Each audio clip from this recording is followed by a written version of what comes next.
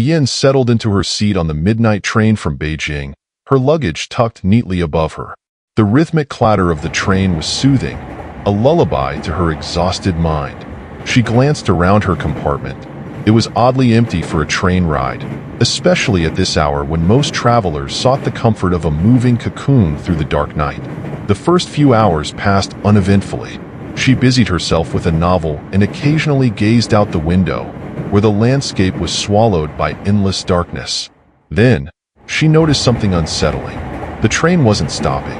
The scheduled station announcements came and went, but the train continued its relentless journey through the void. She asked the conductor, a pale man with sunken eyes, why the train wasn't halting at the stations. He simply muttered, "All is as it should be," before shuffling away. The air grew heavy, and Yin noticed other passengers in her car seemed dazed. One elderly woman sat staring at her hands, as though they held secrets she couldn't bear to share. A man in a suit mumbled incoherently to himself, his gaze fixed on the floor. Their disorientation was palpable, their presence ghost-like. Then, without warning, the man stood and walked to the next car. Yin watched him through the glass door as he faded, his body dissolving into the shadows until he vanished completely. Her heart raced. She approached the elderly woman and asked if she had noticed anything strange. The woman's response was a low whisper, her words a chilling riddle. "The train takes what it's owed. We're all just passing through."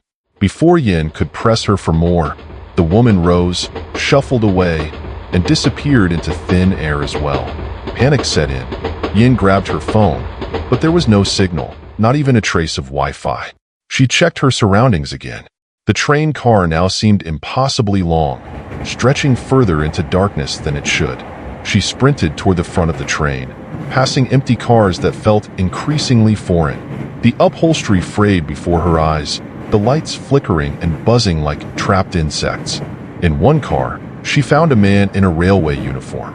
Relief surged through her as she approached him, but he didn't respond to her questions. His face was wrong, blurred, as though it didn't belong in this reality. When she reached out to touch him, his form dissipated like smoke. The train screeched, lurching violently. Yin fell, her palms scraping against the cold metal floor. She scrambled up, only to find the windows now revealed a grotesque landscape. Twisted trees with limbs like claws reached toward the train. Shadows slithered across the ground, too fast and too fluid to be animals. Desperation overtook her. She decided to pull the emergency brake. The lever was rusted, its surface clammy under her fingers. She yanked it with all her strength. The train let out a blood-curdling wail, but it didn't stop. Instead, the lights went out completely, plunging her into suffocating darkness. A voice whispered from the void. It was soft yet piercing, each word like a needle pricking her skin. "You shouldn't have done that." The lights flickered back on, and she found herself surrounded by passengers. But their faces were grotesque caricatures, their eyes hollow sockets that wept black tears. They reached for her with skeletal hands, their touch icy and draining. Yin fled, her legs heavy as though the train itself resisted her escape. She reached the engine room, where a figure sat at the controls. The conductor, or what used to be him, turned to face her. His face was a mask of agony, his mouth stretched in a silent scream. "Why won't this train stop?" Yin demanded, her voice cracking. The conductor gestured to a map on the wall. The train's route was a loop, endlessly circling a black void labeled the in-between. He rasped, "You boarded a train for the lost. It takes those who cannot move on. Why are you here?" Yan's mind raced. She wasn't lost. She had a life waiting for her in Beijing. Then she remembered the car accident. The screech of tires, the shattering glass, and the suffocating silence afterward. Her heart sank. Was she dead? The conductor seemed to read her thoughts.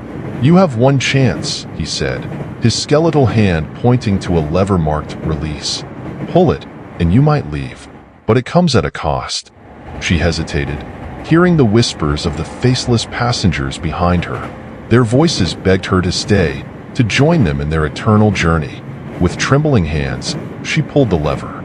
The train shuddered, and the world dissolved into blinding light.